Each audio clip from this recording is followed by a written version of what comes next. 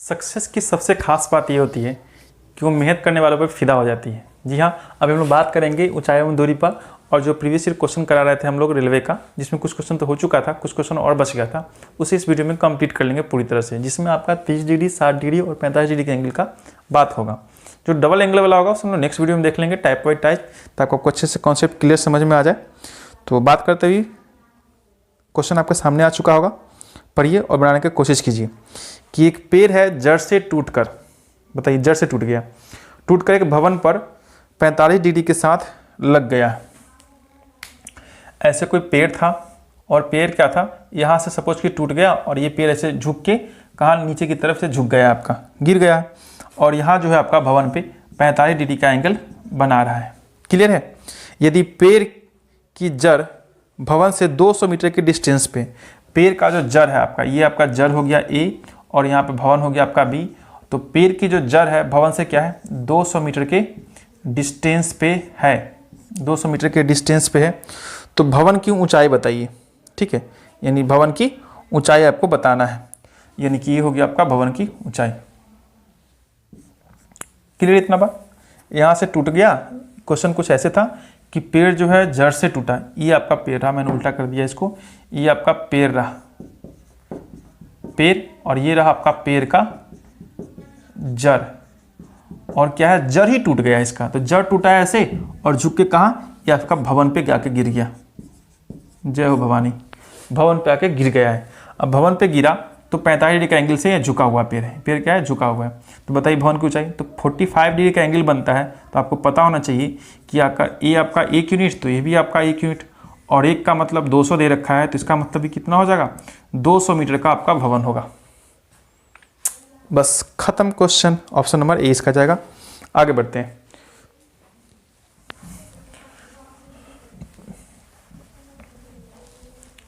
Next question पढ़िए।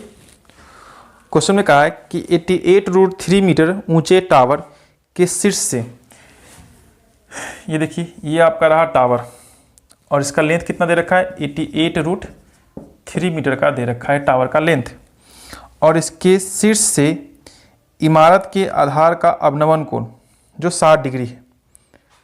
कोई इमारत होगा यहाँ पे, सपोज मान लेते हैं यहाँ पे छोटा सा इमारत ले लेते हैं ऐसे, और यहाँ से इसका क्या है अवनमन कोण बन रहा है, और अवनमन कोण कितना बन रहा है ये आपका बन रहा है 60 डिग्री का, 60 डिग्री का बन रहा है।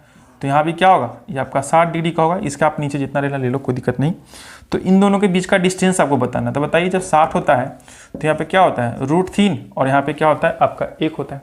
जब 60 डिग्री का एंगल बनता है तो tan 60 में क्या होता है √3/1, तो √3 का मतलब है 88, तो √3 से √3 कटेगा, कितना गुना किया गया है 88 गुना किया गया है। तो यहाँ भी क्या करोगे आप 88 से गुना कर लोगे, तो 88 मीटर डिस्टेंस पे होगा भवन और इमारत के बीच की दूरी, 88 ऑप्शन नंबर इसका सी जाएगा। क्लियर। आगे बढ़े, चलिए आगे, बिना टाइम गवाए फटाफट से क्वेश्चन कीजिए, एग्जाम में बिल्कुल इसी तरह से फास्ट करना है आपको, है ना। एक क्षैतिज जमीन पर ऊर्ध्वाधर यानी कि वर्टिकल पोल की छाया, ये रहा आपका पोल, ठीक है, और क्षैतिज पे इसका छाया बन रहा है, परछाई बन रहा है, और जितना इसका है ना, ये इसका कितना है √3 गुना है। ये कितना है इतना, अगर ये 1 है तो ये कितना है √3 गुना है। अब बताओ कि यहाँ से इसका एंगल बना लीजिएगा, तो यहाँ कितना डिग्री लिखेंगे कि 1/√3 हो जाए, तो आप कहोगे tan 30 डिग्री में ऐसा होता है, P/B के लिए 1√3 कितना आएगा tan 30 डिग्री। इसका मतलब है 30 डिग्री का उन्नयन कोण बन रहा होगा, ठीक है। तो 30 डिग्री मार के निकल जाइएगा ऑप्शन नंबर सी। कितना ईजी सा है ना। आपको क्वेश्चन पढ़ना है, लैंग्वेज समझना है, बस इम्प्लीमेंट करना वैल्यू और निकल लेना है। आगे उन्नयन कोण ज्ञात करना, फिर से वही बात, जब पेड़ की ऊंचाई 16√3, ये रहा आपका पेड़ और ये रहा इसका हाइट 16√3 मीटर, ठीक है, कि छाया जो है 16 की छाया कितना है 16 मीटर की बन रही है, 16 मीटर की छाया बन रही है। तो आप बताओ कि 16 है, यहाँ पे 16√3 है, 16 से 16 कैंसिल कर दीजिएगा, क्या बचेगा √3/1, और √3/1 कितना डिग्री का एंगल पे बनता है P/B बताइए तो जरा। ये 60 डिग्री का एंगल पे बनता है ना, 60 डिग्री एंगल, √3 डिवाइड में 1, तो √3/1 tan 60 पे बनता है, इसका मतलब इसका उन्नयन कोण कितना होगा 60 डिग्री। बस इजी सा कॉन्सेप्ट है, मारिए और निकलते रहिए। आगे क्वेश्चन देखिएगा। फिर से एक परछाई वाला क्वेश्चन दे दिया है, सारे के सारे रेलवे में पूछे गए क्वेश्चन है। एम की लंबाई जो है, एम कोई ऑब्जेक्ट है आपका और इसकी लंबाई है 6 फीट। इसकी लंबाई कितनी है?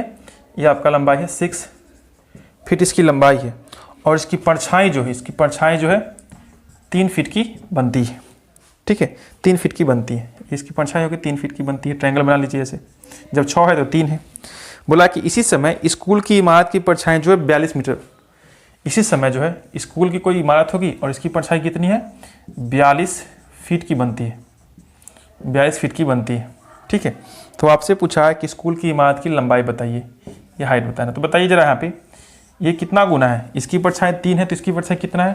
42, यानी कि 14 या 42, 14 गुना गया हुआ है, तो ये भी आपका 14 गुना हो जाएगा। कितना गुना? 14 गुना हो जाएगा। यानी ऐसे समझ सकते हैं कि 3 का दुगुना 6, तो 42 का दुगुना 84, या फिर ऐसे समझ लो 14 छक्का 84। दोनों केस में आपका आंसर आ जाएगा। जैसे आप पहला पढ़ना है पढ़ लीजिए, आंसर तो आना ही आना है। ठीक है, बढ़ते हैं आगे। नेक्स्ट क्वेश्चन, कुछ ही क्वेश्चन और बच गए हैं।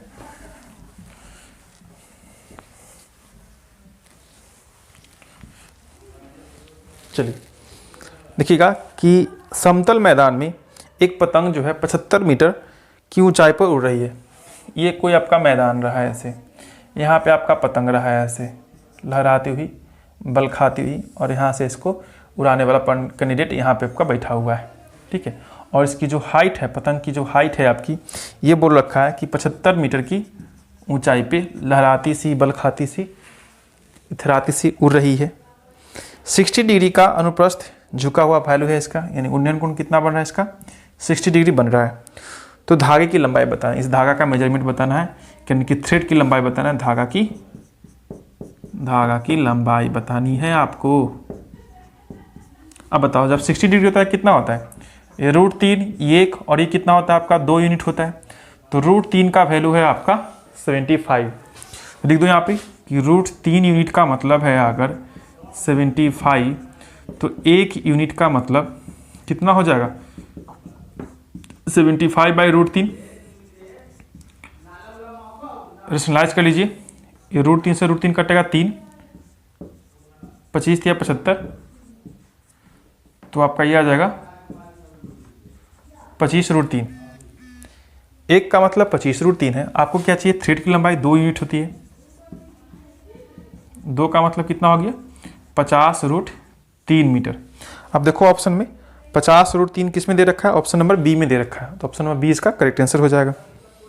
नेक्स्ट, ये आपका लास्ट क्वेश्चन होगा, और एंगल से रिलेटेड रेलवे में क्वेश्चन जो पूछ रखे हैं वो आपका फिनिश। सिंगल एंगल वाला, ठीक है, डबल एंगल फिर से हम लोग कर लेंगे बारी से। देखिए, कुछ चक्रवात में एक 9 मीटर ऊंचा पेड़ जो है 4 मीटर की ऊंचाई पर टूट जाता है। 9 मीटर का ऊंचा पेड़ है ऐसे, यहाँ से देखिए यहाँ तक इसका डिस्टेंस होगा 9 मीटर का ऊंचा पेड़ है। 4 मीटर यहाँ से मान लेते हैं यहाँ पर कि 4 मीटर के डिस्टेंस पे पेड़ क्या हुआ? टूट गया। पेड़ क्या हुआ? टूट गया। ये आपका जड़ रहा पेड़ का, ऐसे यहाँ से टूट गया। टूटने के बाद क्या होता है कि टूटा हुआ हिस्सा का निचला भाग तने से जुड़ा हुआ है। ठीक है, जुड़ा हुआ है तो जुड़ा हुआ दे दीजिए। यहाँ से भी टूटा नहीं है, हल्का सा मुड़ गया, झुक गया, जबकि उसका ऊपर वाला हिस्सा जो है जमीन को छूता है ऐसे। ये जो साइड है आपका, ठीक है, ये जो आपका गया है ये आपका नीचे की तरफ जमीन पे आ गया है, जमीन पे जाके टच कर लिया है। 90 डिग्री बना दीजिए यहाँ पे, ये बोल रखा है इतना। तो बोला कि कितना डिस्टेंस पे जाके यहाँ से लेके इसका डिस्टेंस कितना होगा ये आपको बताना है। ये आपको क्या करना है? बताना है। बताइए कितना लगेगा? अगर ये पूरा 9 है, ये आपका पूरा 4 है, तो बचेगा कितना भाग? ये आपका 5, और ये 5 कहाँ पे जाके मिल जाएगा? यहाँ पे 5 मीटर।